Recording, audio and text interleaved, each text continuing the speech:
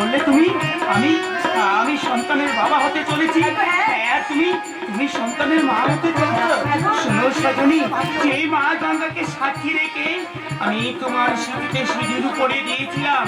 আজ আমি সেই মা গঙ্গার কাছে ছুটে যাব, আর সেই মা গঙ্গাকে এক কেজি বাতাসা কিনে আমি মানুষ পূরণ করবো। আমি চললাম, আমি চললাম খেয়াঘাটে সজনী, আমি চললাম। শুনে যাও, শুনে যাও, কথা শুনে যাও।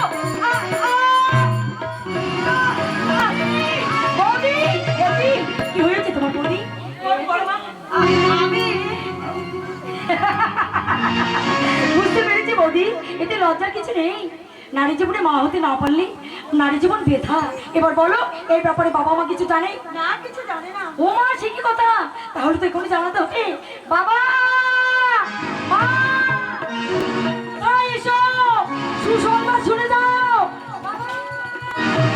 বাবা, কি হয়েছে মামা?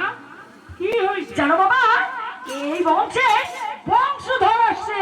মানে তোমার খেলার সাথী আমার দাদু ভাই। হ্যাঁ বাবা, কি যে আনন্দ হচ্ছে আমার, আমি কাউকে বলে বোঝাতে পারবো না, আমি কাউকে বলে বোঝাতে পারবো না।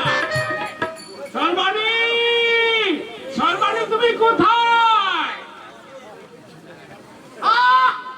অত চিল্লাচ্ছ কেন? শোনো, শোনো কি বলছে। জানো মা, বৌদি না, বৌদি মা হতে চলেছে।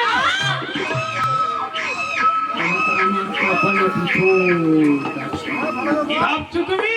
না না না না না না, আমি ভাবছি বৌমাকে ভালো ডাক্তারের প্রয়োজন আছে।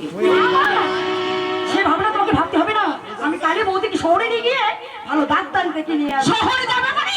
আর এদিকে বাড়ির রান্নাগুলো কি করবে? কেন, তুমি করবে? আমি? হ্যাঁ তুমি। এসো বৌদি, তুমি বিশ্রাম করবে, এসো।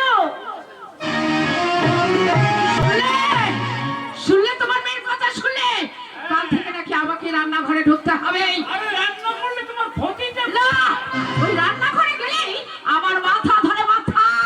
তাহলে তো কাল থেকে খাওয়া দাওয়া একেবারে বন্ধ করে কেন? ওই শহর থেকে ফিরে এসে বৌমায় রান্না করবে।